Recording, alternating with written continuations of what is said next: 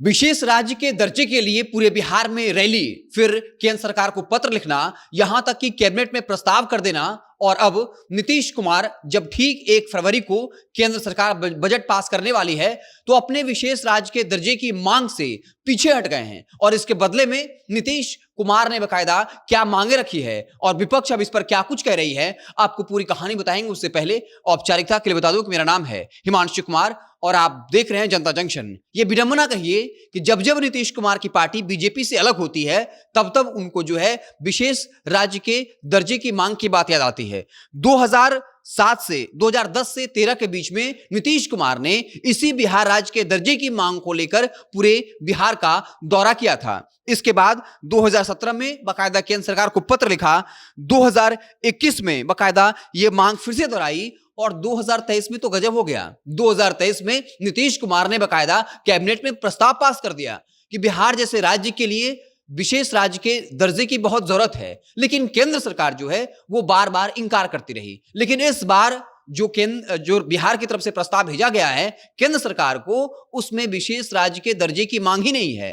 अब नीतीश कुमार की party JDU ने सीधा यू टर्न कर लिया है। हालांकि इसके बदले में क्या कुछ मांगे रखी हैं ये आपको बताएंगे, लेकिन उससे बड़ा सवाल यही है कि बिहार को विशेष राज्य दर्जे की जरूरत है। बिहार इस वक्त जीडीपी में हो या फिर स्वास्थ्य शिक्षा हर सूचकांक पर पीछे है। इसके बावजूद भी अगर विशेष राज्य के दर्जे की मांग नहीं की जाती है तो फिर यह बताता है कि नीतीश कुमार को विशेष राज्य के दर्जे की मांग तभी याद क्यों आती है जब वो बीजेपी से अलग होते हैं। जब बीजेपी के साथ होते हैं तो फिर विशेष राज्य के दर्जे की मांग से जो है वो पीछे हट जाते हैं और अलग होते हैं तो फिर मोदी सरकार को घेरते हैं, बीजेपी को घेरते हैं और ये कहते हैं कि केंद्र सरकार बिहार को इग्नोर कर रही है। हालांकि विशेष राज्य दर्जे की मांग नहीं की गई है, लेकिन वो कौन कौन सी मांगे की गई हैं उसमें सबसे बड़ी बात यह है कि केंद्र सरकार से मांग किया गया कि इस बार का जो बजट पारित होगा उसमें बिहार को लेकर जो है मांगे पूरी की जाए कि यहां ज्यादा से ज्यादा इंडस्ट्री आए। इसके अलावा जो नीतीश कुमार समृद्धि यात्रा के दौरान भी वादा करते रहे कि 5 साल में हम 1 करोड़ नौकरी और रोजगार देंगे,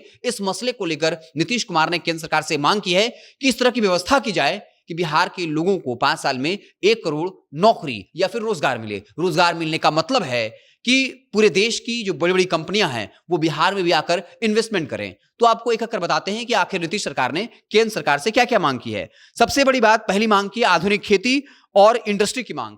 आधुनिक खेती मतलब इस वक्त बिहार के किसान जो हैं वो परंपरागत खेती पर निर्भर हैं, चाहे वो चावल धान की खेती हो या फिर बाजरा की। लेकिन नीतीश कुमार चाहते हैं कि ये थोड़ा सा जो है वो प्रोफेशनल खेती हो, मतलब हरी सब्जियों की खेती हो या फिर वैसे प्रोडक्ट की खेती हो जिसकी मांग पूरे देश के बाजार में है, जिसका फायदा जो किसान को मिले, नकदी फसलों को उपजाया जाए और इसके लिए केंद्र सरकार तकनीक के तौर पर बिहार के किसानों की मदद करे। और दूसरा इंडस्ट्री के तौर पर नीतीश सरकार जो है वो काफी एक्टिव भी है। किस तरीके से हमने कई खबरें बताई हैं कि किस तरीके से 1 रुपए में 1 एकड़ जमीन देने का बकायदा जो है प्रस्ताव रखा गया है कि जो भी कंपनियां आएंगी उनको 1 रुपए में 1 एकड़ जमीन दिया जाएगा। और बहुत सारी व्यवस्थाएं जो है वो कंपनियों को सरकार दे रही है ताकि वो यहां आकर अपना कंपनी स्टैब्लिश करे, जिससे नौकरी मिले। तो केंद्र सरकार से मदद मांगी है कि कुछ इस तरह का माहौल बनाया जाए, हमें पैकेज दिया जाए ताकि जो देश की बड़ी बड़ी कंपनियां हैं, जो कंपनी महाराष्ट्र में है, गुजरात में है, वही कंपनियां बिहार में आए और केंद्र सरकार हमारी इसमें मदद करे। पहली मांग ये है। दूसरी मांग जो है वो है बाढ़ से राहत। बता दें कि पिछले वित्तीय बजट में कोसी मेची लिंक में 11,500 करोड़ का बजट दिया गया था। इसमें यह था कि जो कोसी में ज्यादा पानी रहता है वो महानंदा की जो सहायक नदी है उसमें उसे कैसे ट्रांसफर किया जाए, यानी जिन जिन नदियों में ज्यादा पानी जलस्तर होता है वहां के पानी को कैसे ट्रांसफर किया जाए उन नदियों में जहां का जलस्तर नीचा होता है। इससे बाढ़ की स्थिति से राहत पाया जा सकता है। नदियों को जोड़ा जाए और इसमें पैसों की जरूरत पड़ती है। तो पिछली बार वित्तीय वर्ष में भी 11,500 करोड़ केंद्र सरकार ने दिया था और इस बार फिर यह मांग की गई है कि बाढ़ के तौर पर राहत के लिए केंद्र सरकार जो है वो बिहार को स्पेशल बजट दे। इसके अलावा यह कहा गया कि कर्ज में डूबी सरकार बिहार है और इसलिए बिहार को केंद्र सरकार से ज्यादा कर चाहिए, क्योंकि नियम के अनुसार हर एक राज्य को 3% जो है वो कर्ज मिलता है, यानी जितना उसका बजट होता है उसका 3% वो केंद्र सरकार से लोन ले सकता है। लेकिन बिहार सरकार ने मांग रखी है, नीतीश कुमार ने मांग रखी है कि नहीं, 3% नहीं, 3 अन्य राज्यों को 3% का कर्ज मिलता है तो हमें 2% बढ़ाकर दिया जाए, क्योंकि हमें इसकी जरूरत है। वो कर्ज हम चुका जरूर देंगे लेकिन हमें पैसा कर्ज के तौर पर ज्यादा चाहिए ताकि हम बिहार में इन्वेस्टमेंट कर सकें। बिहार को इसकी जरूरत है, बिहार पिछड़ा राज्य है, ये तमाम मांगे तो की गई हैं, अच्छी बात है, लेकिन फिर नीतीश कुमार पर सवाल खड़ा हो रहा है कि नीतीश कुमार अवसर की राजनीति ज्यादा करते हैं। जब वो बीजेपी से अलग होते हैं तो उन्हें विशेष राज्य के दर्जे की मांग की याद आती है,